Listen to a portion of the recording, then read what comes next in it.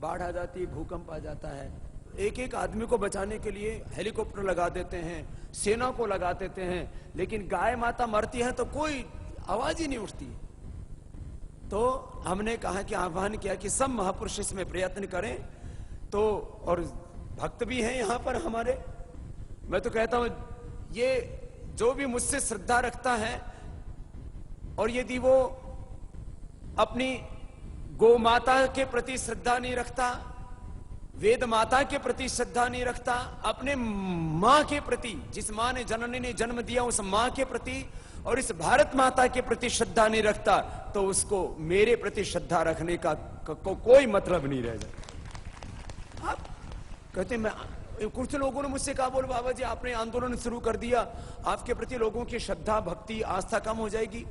तो मैंने कहा जो मेरे प्रति श्रद्धा रखते हैं, और हमने जो अभियान शुरू किया भारत माता के उत्थान के लिए शुरू किया है, जिनको मेरे प्रति श्रद्धा है लेकिन भारत माता के प्रति श्रद्धा नहीं है, ऐसे भक्तों की मुझे आवश्यकता नहीं है, ऐसे प्रशंसकों की आवश्यकता नहीं है। तो मैंने कहा ऐसे हम इस भारत स्वाभिमान के द्वारा इस भारत को तो हम बचाएंगे, लेकिन ये गौ माता नहीं रहेगी तो इसको कहां से लाएंगे।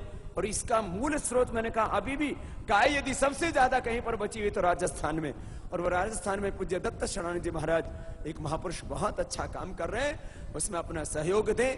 हमने कल पूज्य महाराज जी को कहा कि हम सबसे पहले 5 लाख रुपए की आहुति पतंजलि योगपीठ से उसमें प्रदान करते हैं, और हम अपने सभी भक्तों से आह्वान करेंगे जिनके पास सामर्थ्य है वो इसमें आहुति दे।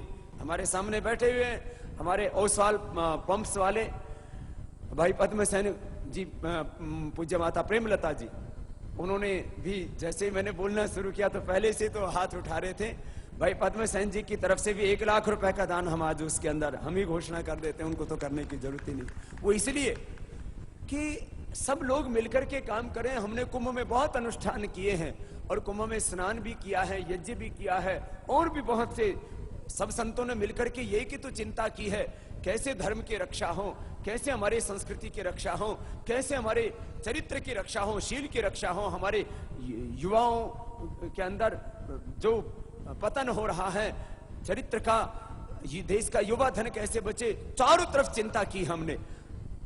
अब आत्मरक्षा की, संस्कृति रक्षा की, धर्म रक्षा की, सबकी हमने चिंता की। तो वो चिंता हमारी क्रियान्वित होनी चाहिए कर्म में।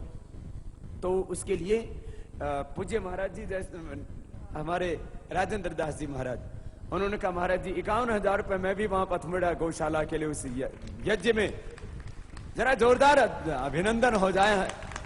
और मैं तो कहता हूं ये भी एक राष्ट्रीय आपदा है, लेकिन सरकार तो इसको राष्ट्रीय आपदा घोषित नहीं करेगी, क्योंकि वो तो कत्ल खाने खुलवाती है गौ माता को काटने के लिए। हम आध्यात्मिक महापुरुषों की ओर से, सब संतों की ओर से कहते हैं कि ये राष्ट्रीय आपदा है, क्योंकि